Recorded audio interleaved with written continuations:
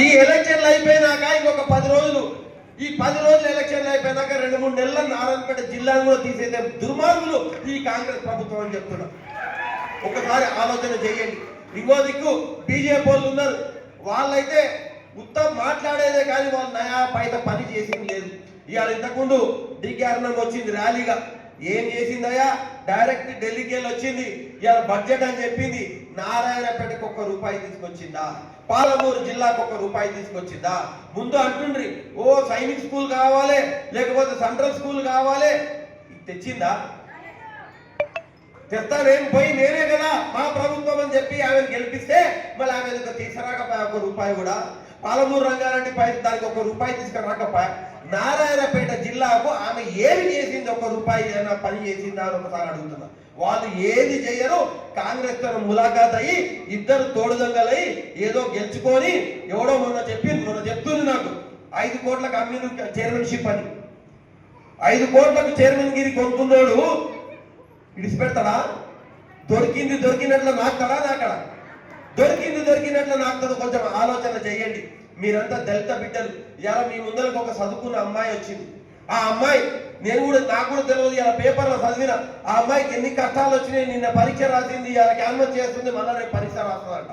నేను చెప్తున్నా, నువ్వు పరీక్ష రాయి. మీకోసం మేమందరం కూడా తిరుగుతాం. ఈడ ఉన్న నీ చెల్లెళ్ళు, మీ అక్కలు అందరూ కూడా మీకోసం తిరిగి గెలిపిస్తారు. నువ్వు పరీక్ష రాయి, నువ్వు వకీల్ గారిని కూడా నేను ఈ సందర్భంగా నీకు తెలియజేస్తున్నా. ఎట్టి పరిస్థితుల మనము ఇవాళ జ్యోతిని గెలిపించి ఇట్లా ఉంటది దళిత అమ్మాయి, మా అమ్మాయి చదువుకున్నది, ఇట్లా గెలిపించడము, మా కౌన్సిలర్ అయింది, మా సేవ చేయడానికే మేము సేవకురాలుగా నియమించుకోమని చెప్పాలి. దయచేసి మీరందరూ కూడా ఓటేసి భారీ మెజార్టీతో మన మీ దళిత బిడ్డను, మీ ఇంటి ముందర మీ అక్కను, మీ చెల్లెలు, మీ బిడ్డ అనుకోని చెప్పి ఆ చదువుకున్న అమ్మాయికి మీరందరూ ఓట్లేసి భారీ మెజార్టీతో గెలిపియాలని చెప్పి ప్రార్థన చేస్తున్నా. మా రాజు చెప్పినట్ల ఏదైతే మనం అంబేద్కర్ భవన్ కోసం ₹1 నేను తీసుకొచ్చి పెట్టినో దానికి పిల్లర్లు వేసి ఆపేసి, మళ్ళీ కాంగ్రెస్ గవర్నమెంట్ వచ్చి 2 ఏళ్ళే కదా, ఎందుకు ఆపిండ్రు? ఒకసారి అంటే అడిగిందా? మేము చూసిన 6 గ్యారెంటీలు అని చెప్పిండ్రు. కాంగ్రెస్ వాళ్ళు వస్తే ఈ గ్యారెంటీలు ముందుకు తీసుకురండి, ఇన్ని ఏళ్ళు మాకు పైసలు బాకీ ఉన్నావు, అవి ఇస్తే మళ్ళీ ఓటు అడగనికి రాదు, లేకపోతే ఏ ముఖం పెట్టుకుని వచ్చిన ఇంటి ముందరికి నడు అని అనాలండి. దయచేసి చెప్తున్నా, ఎట్టి పరిస్థితుల్లో అది కూడా ఏ అంబేద్కర్ భవన్ ఉందో దాని కింద మీద కట్టాలంటున్నారు. మీ అందరి ఆశీర్వాదంతో మళ్ళా కేసీఆర్ సార్ ప్రభుత్వం వస్తుంది, తప్పకుండా కల్పిస్తా అని చెప్పి ఈ సమావేశం వేదిక ద్వారా మీకు అందరికీ నేను మాటిస్తూ ఈ అవకాశం ఇచ్చిన రాయి తీసుకొని కుండను పగలగొడితే, 1 నిమిషంలో కుండను పగలగొడితే ఆ బాధ ఆ కుమ్మరికే తెలుస్తుంది. అవునా కదా? నేను చెప్పింది ఆ బాధ కుమ్మరికే తెలుస్తుంది. ఒక డాక్టర్ గంటల తరబడి ఒక పేషెంట్ను హాస్పిటల్లో ఆపరేషన్ మీద ఆపరేషన్ చేసి బతికించాలని ప్రయత్నం చేసి గుండెలో మరి అన్ని ప్రయత్నాలు చేసి ఆ పేషెంట్ను బతికించి జనరల్ వార్డుకు తీసుకొచ్చిన తర్వాత ఆ పేషెంట్ చనిపోతే ఆ బాధ పేషెంట్ కన్నా డాక్టర్కి ఎక్కువ బాధ ఉంటుంది. ఒకసారి ఆలోచించండి. 14 సంవత్సరాలు కేసీఆర్ వచ్చుడు, తెలంగాణ వచ్చుడు, కేసీఆర్ సచ్చుడు అని చెప్పి ప్రాణ త్యాగానికి కూడా సిద్ధమై తిండి బంద్ చేసి నిద్రాహారాలు మాని ఎంతో మంది మేధావులతో రాత్రింబవలు మేధోమదనం చేసి నిద్రావస్థలో ఉన్న తెలంగాణ సమాజాన్ని అలంపూర్ నుంచి ఆదిలాబాద్ వరకు, నారాయణపేట నుంచి అశ్వరావుపేట వరకు, కోదాడ నుంచి కొడంగల్ వరకు నిద్రావస్థలో ఉన్న తెలంగాణ సమాజాన్ని జాగృతం చేసి పోరాటం చేసి 14 సంవత్సరాల పోరాటం చేసి తెలంగాణ తీసుకొచ్చి ఆ తెలంగాణను 10 సంవత్సరాలు ఎంతో గొప్పగా దేశంలోనే నెంబర్ 1 తెలంగాణగా మార్చిన కేసీఆర్ గారు తెలంగాణ మారిస్తే ఈరోజు ఆ తెలంగాణ ఒక దొంగ చేతిలోకి పోయింది అంటే కేసీఆర్ గారికి ఎంత బాధ ఉంటుందో ఒకసారి ఆలోచించారు. అవునా కాదని చెప్పింది. కాంగ్రెస్ దొంగల చేతిలోకి ఈరోజు మన తెలంగాణ పోయింది, ఈరోజు మన నారాయణపేట పోయింది అంటే రాజేందర్ రెడ్డికి ఎంత బాధ ఉంటుంది. ఎప్పుడో స్వతంత్రం రాకమునిపే మున్సిపాలిటీ అయిన మన నారాయణపేట హైదరాబాద్ మున్సిపాలిటీ అయినప్పుడే, లష్కర్ అయినప్పుడే లష్కరైన మన నారాయణపేట ఎవ్వరూ పట్టించుకొని నారాయణపేట అనాథగా మిగిలిన నారాయణపేటను రాజేందర్ రెడ్డి గారు వచ్చి కేసీ ప్రవీణ్ కుమార్ గారు ఇలా పార్టీకే వారు ల్యాండ్ మార్క్. వారు ఉద్యోగమే చేస్తే ఇవాళ రాష్ట్ర అధినేత అయ్యేవారు, పోలీస్ శాఖలో రాష్ట్ర అధినేత అయ్యేవారు త్యాగం చేసి వదిలిపెట్టి ఇలా మీ ముందుకు వచ్చిన ప్రజాసేవ చేస్తుంది. గాను మొదలు వారి త్యాగాన్ని గట్టిగా సపోర్ట్ కొట్టారు.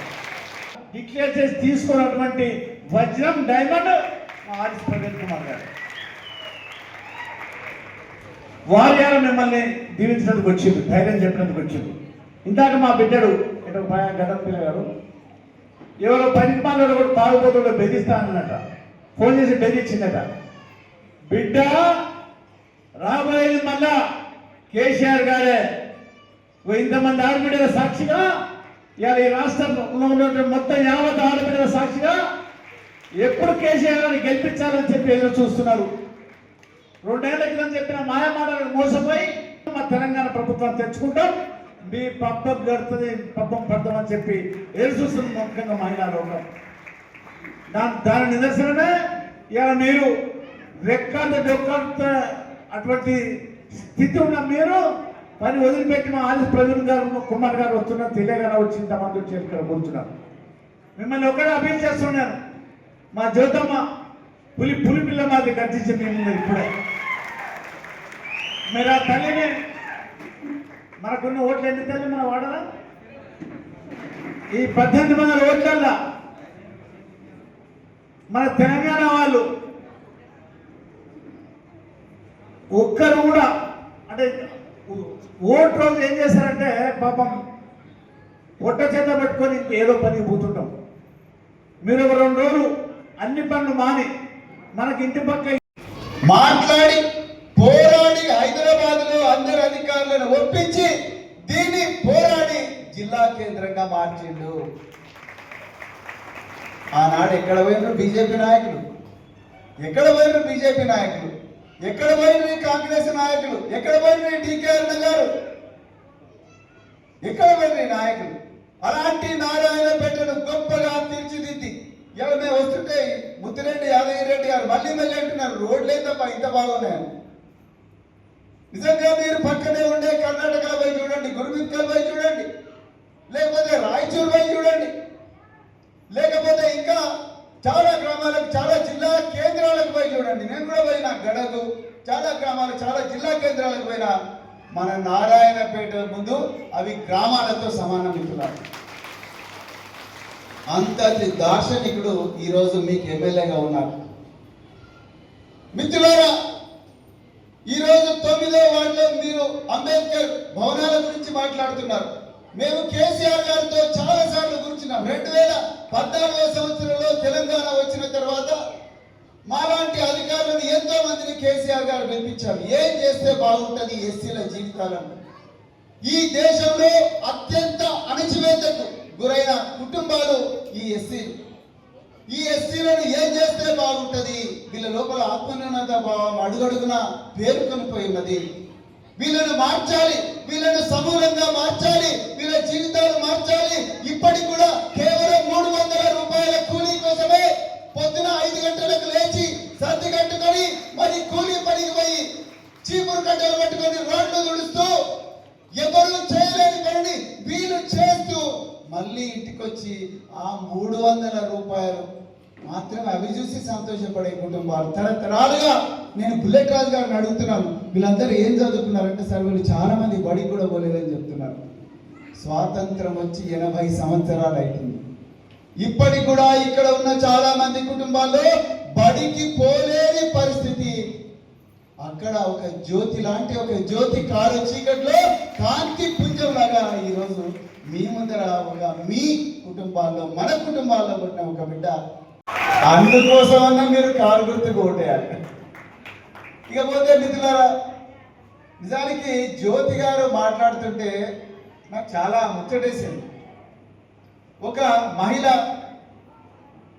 ఈరోజు ఇంత ధైర్యంగా వచ్చి చదువుకుంటూనే రాజకీయాలు కూడా చేయాలని చెప్పేసి చదువుకుంటూనే పరీక్షలు రాస్తూనే ఒకవైపు యూనివర్సిటీ ఇచ్చిన ప్రశ్నాపత్రాల్లోని ప్రశ్నలకు జవాబులు ఇస్తూనే మరోవైపు రేపు మీరు పెట్టబోయే పరీక్షలు కూడా నెగ్గాలని 100కు 100 మార్కులు తెచ్చుకోవాలని ఆమె ఆరాటం చూస్తుంటే నాకు నిజంగా చాలా ముచ్చటేసింది. మరి ఇలాంటి ఒక అభ్యర్థిని ఎంపిక చేసిన రాజేందర్ రెడ్డి గారికి నా హృదయపూర్వక ధన్యవాదాలు తెలుపుతా ఉన్నాను. అదేవిధంగా వారిని వెన్నంటి ప్రోత్సహిస్తున్న బుల్లెట్ రాజు గారికి కూడా నా హృదయపూర్వక ధన్యవాదాలు తెలుపుతా ఉన్నాను. అదేవిధంగా సుజాత గారిని మరి వాళ్ళ కుటుంబ సభ్యులను అదేవిధంగా భరత్ గారిని హృదయపూర్వకంగా నేను అభినందిస్తా ఉన్నాను. మిత్రులారా నిజానికి మీరు మోసపోయింది. బాగా 9 నెలలు గర్భంలో మోసి ఒక బిడ్డను కని ఒక 5 సంవత్సరాలు 10 సంవత్సరాలు పెంచి పెద్ద చేసి బడికి పంపించి ఆ బిడ్డను తీసుకొని ఒక సంతకు పోతేనో ఒక దేవరకు పోతేనో ఆ బిడ్డ కాటుపడి ఇంటికి రాకపోతే ఒక తల్లికి ఎంత బాధ ఉంటుందో ఆ తల్లికే తెలుసు. అవునా కదా? ఆ బిడ్డ ఇంటికి రాకపోతే ఆ బిడ్డ అకస్మాత్తుగా ఎక్కడన్నా చనిపోతే లేకపోతే ఆ బిడ్డ ఒక పరీక్షలో ఫెయిల్ అయితే లేకపోతే ఉద్యోగం రాకపోతే ఆ బాధ ఆ తల్లికే తెలుస్తుంది, ఆ తండ్రికే తెలుస్తుంది. ఒక కుమ్మరి గొప్పగా కుండలు చేసి నెలల తరబడి మట్టిని తీసుకొచ్చి మట్టిని జల్లెడబట్టి ఆ మట్టిని నీళ్ళలో కలిపి ముద్దగా చేసి ఒక కుండను తయారు చేసి అసలైన తొలి వెలుగు. ఫాలో వాట్సాప్ @తొలి వెలుగు official.